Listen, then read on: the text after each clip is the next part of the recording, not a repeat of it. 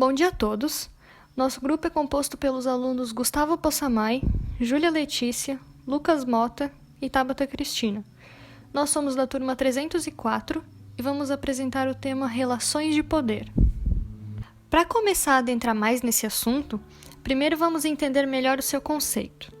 O conceito de poder é muito debatido e pode ser entendido pela perspectiva de Weber, como a probabilidade de impor a vontade numa relação social, mesmo contra resistências, seja qual for o fundamento dessa probabilidade.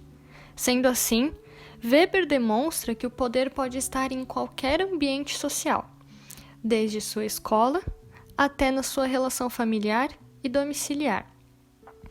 Weber entende que as formas de dominação e de poder são divididas. Existem formas de dominação legítimas que são aplicadas em posicionamentos sociais. A primeira delas é a dominação legal. Ela segue regras segundo um ordenamento, que é aceito por todos. O grupo dominante é eleito e o quadro administrativo é nomeado pelo mesmo. A segunda é a dominação tradicional.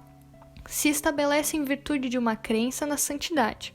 São laços entre o senhor e o súdito, tipo uma sociedade patriarcal, um coronelismo. E por último, a dominação carismática. Nesse tipo de dominação, a relação se sustenta pela crença dos subordinados em seu líder, o qual tem qualidades excepcionais. Elas podem ser tanto sobrenaturais quanto a sua coragem, a inteligência, o poder de oratória, entre outros. Não existem regras e a criação é momentânea. O líder tem que se fazer aceitar e acreditar pelos meios de milagres e êxitos. Sem isso, ele perde o seu domínio. Para exemplificar melhor o que já foi dito, usamos a teoria Foucaultiana. Podemos tomar como exemplo de poder o controle disciplinar exercido por relações sociais microfísicas dentro de instituições de confinamento. Ou seja, o poder econômico pode ser exemplificado pela relação entre o patrão e o empregado. O poder ideológico pela relação entre a mídia, por exemplo, os meios de comunicação, e as pessoas. E o poder político pela relação entre os atores políticos, como os governantes, e os cidadãos. Agora que já sabemos de fato o que é poder, vamos aprender quais são seus tipos. Este conceito foi abordado por John French e Bertrand Raven, em um estudo clássico feito em 1959. Eles relataram 5 tipos de poder, que ficam bastante claros se os observar em uma organização de pessoas, em um determinado ambiente e a forma como se relacionam. Basicamente, ele é importante para estabelecer as relações sociais e a hierarquia baseada nas diferentes capacidades dos indivíduos que ocupam a organização. Sendo assim, são os tipos de poderes. Poder de posição. É quando um líder nomeado tem um papel organizacional específico. Ainda há o líder natural, que recebe esse poder por ter a capacidade de liderar um grupo ou realizar tarefas de um líder. Poder coercitivo. É aplicado por meio de ameaças, ou que podem resultar em uma punição. Poder de recompensa. É quando as pessoas são induzidas a fazer algo, pois no final receberão um benefício ou uma recompensa. Poder de competência. Quando uma pessoa tem domínio, competência ou habilidade sobre determinado assunto. Poder de referência. É o poder que um indivíduo tem sobre outros por causa de seu carisma ou da sua personalidade. Assim, ele se torna uma referência para elas. Poder legítimo. É uma pessoa que foi escolhida, eleita ou indicada para estar na posição que ela exerce. Atualmente, outra forma de poder que se vê é a exploratória, onde uma pessoa apenas pensa em si, sem recorrer à ética, e abusa de seu poder para benefício próprio. Esse é o exemplo que é dado a alguns políticos atualmente. Os tipos de poderes que a Júlia acabou de apresentar é dado de maneira mais específica e provavelmente vocês não conheciam eles. Mas agora vou falar das formas de exercer o poder, que vocês provavelmente já devem ter ouvido falar. Basicamente temos o poder econômico, dominado por aqueles com diversas posses de dinheiro e bens materiais. Essa forma acaba fazendo aqueles com menos recursos se submeterem ao poder daqueles que possuírem mais. Tipo de poder extremamente presente no capitalismo ao formar hierarquias econômicas. Poder político, dominado por aqueles com maior influência política. Essa forma pode ser legítima quando o Estado usa pela finalidade do bem público, ou de ilegítima, onde uma pessoa com maior influência e contatos domina classes mais simples. Poder ideológico, dominado por aqueles que criam ou influenciam as massas a segui-los. Esse tipo de poder, comumente, acaba servindo aos outros poderes e mantém a sociedade seguindo da maneira que ele exercer. Poder social, dominado por indivíduos com alta capacidade de influenciar pessoas, pelas ações, discurso, carisma ou feitos, permitindo espalhar suas ideias e mobilizar a sociedade. Esse tópico anterior é bem comum nas aulas de história, onde são estudados de forma indireta os poderes. Ao longo de nossa história, houve diversos meios de poderes que foram exercidos em várias nações. Estou falando principalmente da política, então adentrei mais nessa parte.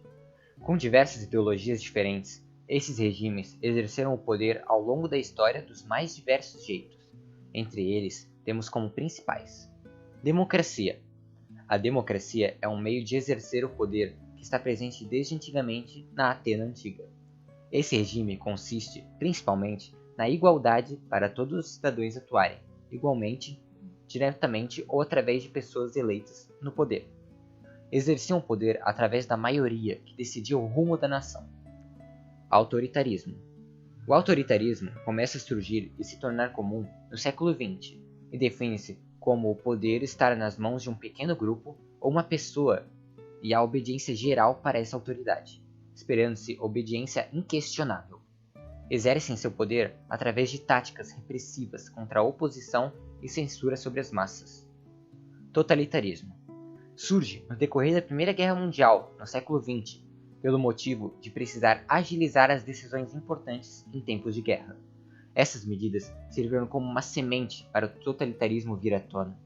Sendo considerado mais extremo que o autoritarismo, o totalitarismo restringe totalmente qualquer oposição e atua fortemente no controle das vidas da população, sendo caracterizado principalmente por repressões, censuras, controle absoluto sobre todas as áreas e uso de meios mais extremos para o controle.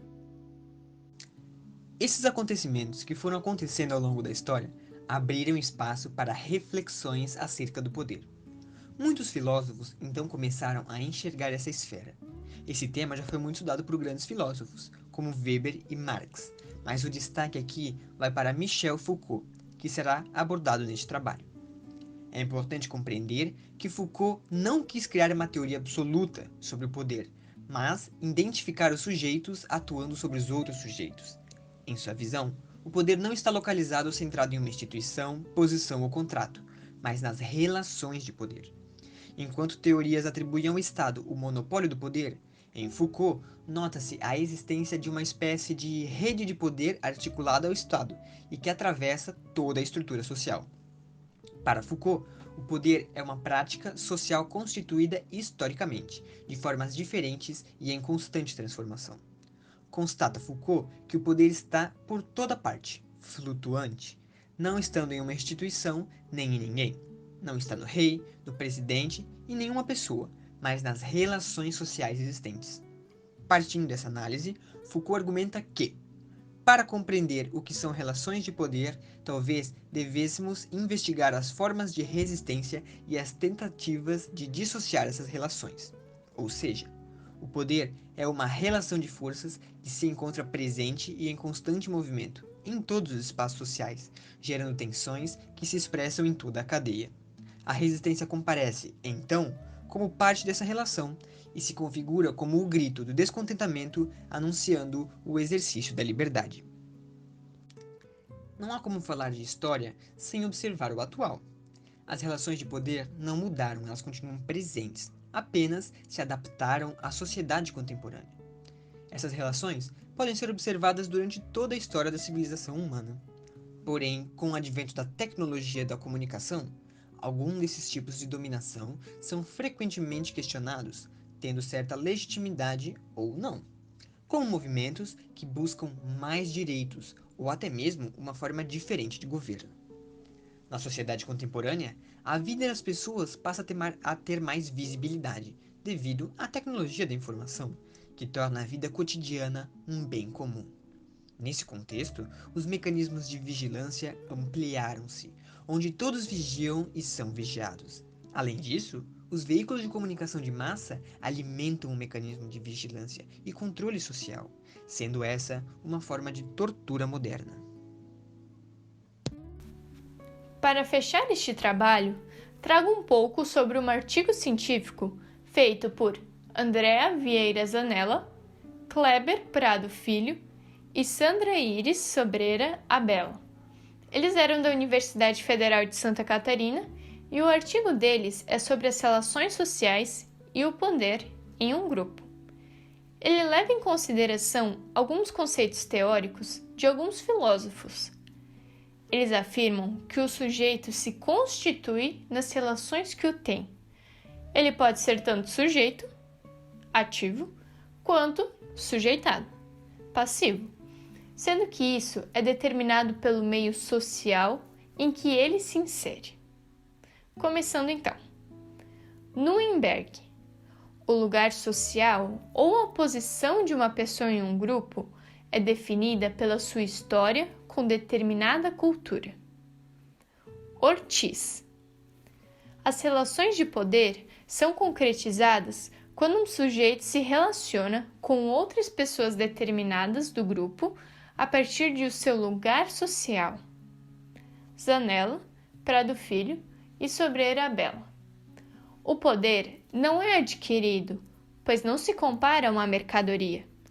Ele circula entre as pessoas na rede social em que elas vivem. Bourdieu. O poder simbólico é feito através de um discurso e é reconhecido pelos demais por conta da pessoa que fala ele. Essa pessoa detém o poder e pode exercer por meio da sua fala. Ainda com isso, as relações de poder recebem as características de dissimuladas, ambíguas e abstratas. Isso ocorre pois, atualmente, não se sabe ao certo de onde elas vêm, pois, basicamente, elas estão em todo lugar. Então, este foi o nosso trabalho sobre relações de poder. Eu espero que vocês tenham gostado e entendido. Até uma próxima. Tchau!